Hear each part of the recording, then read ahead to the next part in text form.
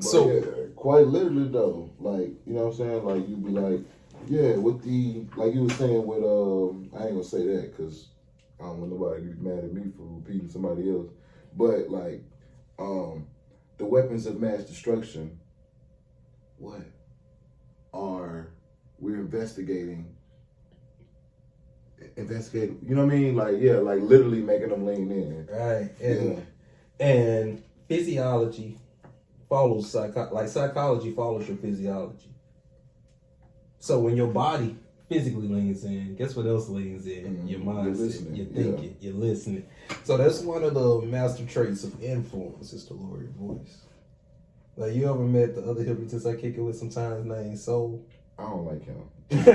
Soul he's an acquired taste. That's my guy. But you're not the first person to go like I don't like Soul. And Soul knows what he's doing. He's not afraid of not being liked.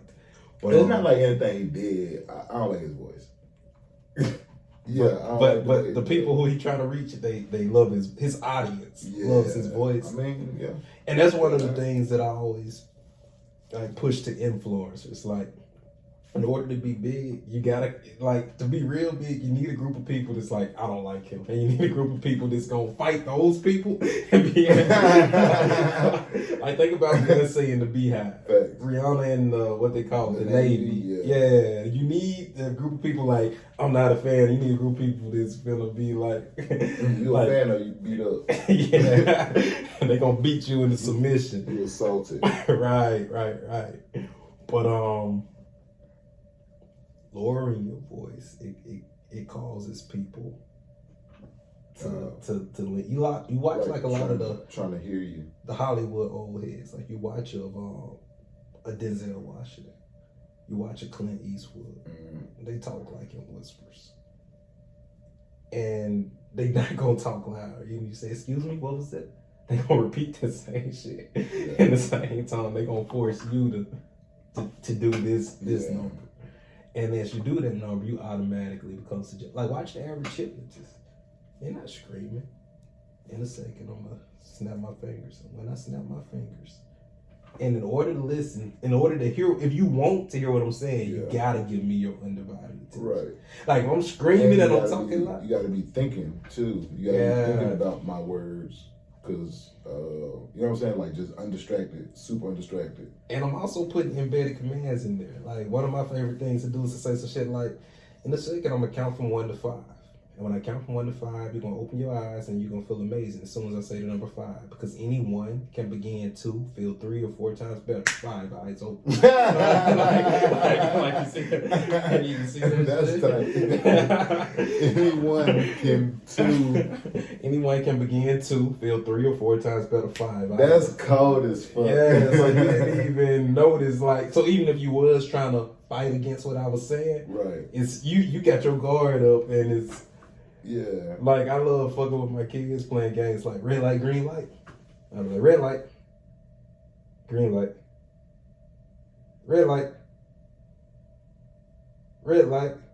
Then I start laughing. You thought I was gonna say green light. Then they standing still. and like, when you gonna say green light? I'm like, I said it, bro. Yeah. That's funny. But yeah, it's embedded commands. And one of the things, I hope other hypnotists do it too, but like this notebook right here is my language notebook. I play with language. I mean, you're passing that water in that bag? Yeah, I play with language. Same way a rapper or a poet would play with words, play with double entendres and triple entendres. I play with language. Because the conscious mind, something can go past the conscious mind, but the subconscious mind will catch it. Give me an example. Well, I guess, was that like one example? Anyone can feel 2 or 3? That could be one. But like, if I'm working with a smoker, instead of telling them that the nicotine and the chemicals is killing their body, I might use metaphor. Put them in a trance, just tell them a story.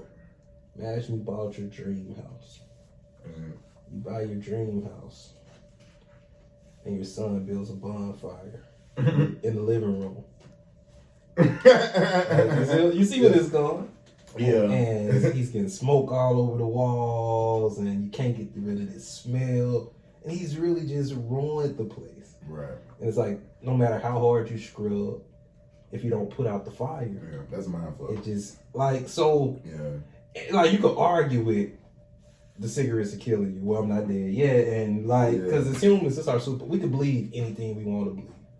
You could be in a relationship with somebody who not shit, and as long as you want to be in their relationship, you gonna justify, well, they got potential, and where they just got this, and they grew up without it. Like, you can, as long as you want to believe in that person, you can believe in that person. As long as you want to believe cigarettes are helping you, you will. But you can't argue with a story, like, and it's, you keep cleaning the walls, but you haven't put out the fire. So what are you gonna have to do to get these walls clean? Man, you gotta answer the question. So it's not me telling you to put out the fire. You're like, I gotta put out the fire. That's right. Yeah. And I'm agree with you. That's right. You have to put out the fire. Type shit. Yeah. Yeah. So hypnosis is a lot of shit like that is used in natural human phenomena. And when you get the reaction that's supposed to happen, you go, that's right. And you take it a step further. Like if you go to the doctor and the doctor check your reflexes, he hit your knee with the little hammer shit. He didn't put a spell on you. He not doing magic. If he hit your knee in a certain spot, it's supposed to kick out. Now, if he hit your knee and it don't kick out, nigga, you got a problem. Your knee fucked up. So that's really what hypnosis is. It's knowing where to tap the knee, and when it kick out, you go, that's right. I told you it was gonna kick out, didn't I? You go, damn, this nigga ain't lying yet. Yeah. So it started off with something small. Like, let's say when you first walked in here, I say, like, we got 2 chairs here. Yeah. I say, bro, you want to go into hypnosis fast or slow? That's called a double bind. Yeah, it's fucked up because that's going to leave me in a position to tell you how to hypnotize me. And I didn't give you the option of not going into hypnosis. Right. You want to go into hypnosis fast or slow. Only option you got is going into hypnosis. And I gave you the illusion of it's like asking your kid, like, I do this with the kids all the time. I'm like, hey, y'all want to go to bed now or y'all want 5 more minutes? Without thinking about it, they say 5 more minutes. I'm like, yeah, it's 9:50. You was going to bed at 10 anyway. But the thing about it is kids not dumb. Right. They pick up on this stuff. We'll be in Target. Riley walk up and say, Dad, can I get this toy or this toy? This one's $65. This one's $29.99. That'd probably be the one she really wants. This the one she really wants. She went and found the other one. Found some bullshit. Yeah. So she put me in a double bind. Oh, I ain't gonna pay for that ugly ass expensive ass toy. I don't want the ugly ass toy. Right. So I automatically go with the $29.99. She put me in a double. Like hypnosis is happening. Some of the coldest hypnosis I've seen recently. It's a coffee shop I go to around the corner. What's it called? I don't fucking know. It's a closed coffee shop. It's one of these little. It's like in the middle of some other shit. Like I don't know.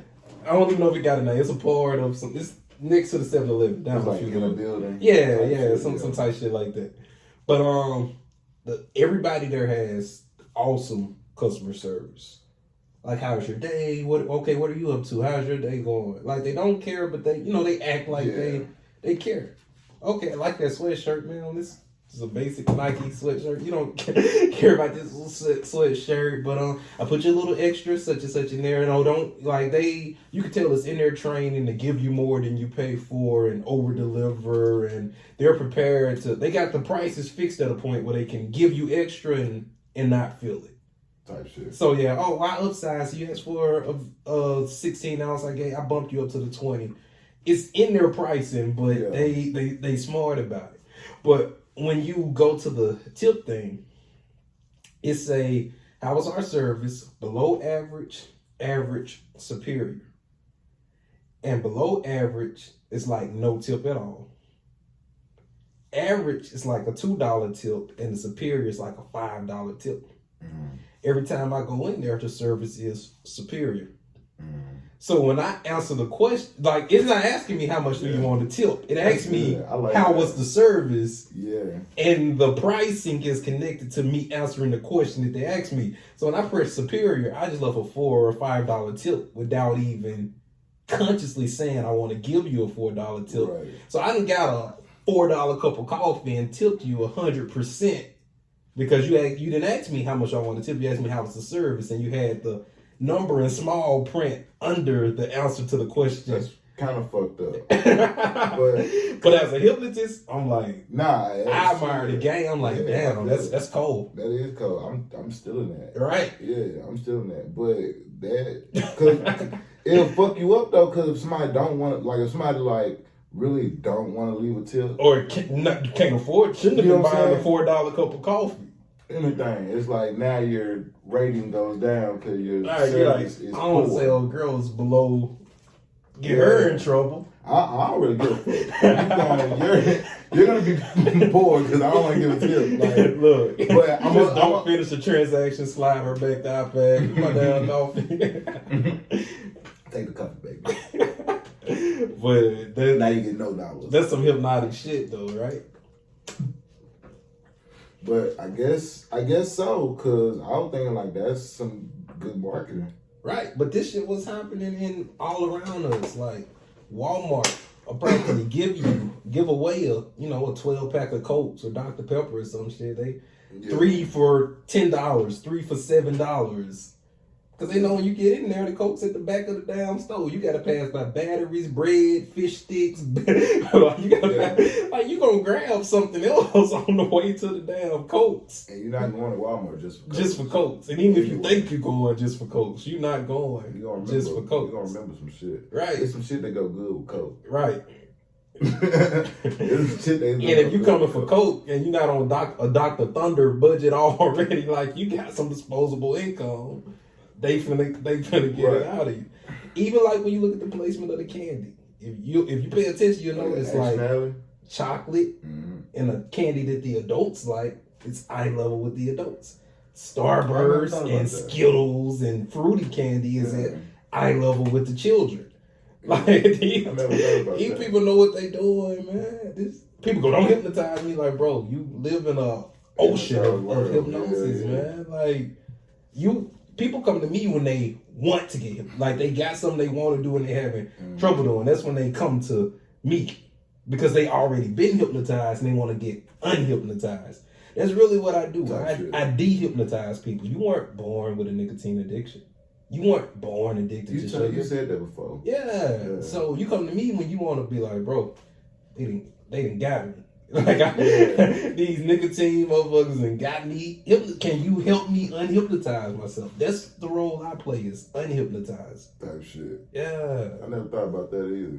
But even you, DJ, like at the club, bro. You ever been at a party with an unhypnotic DJ?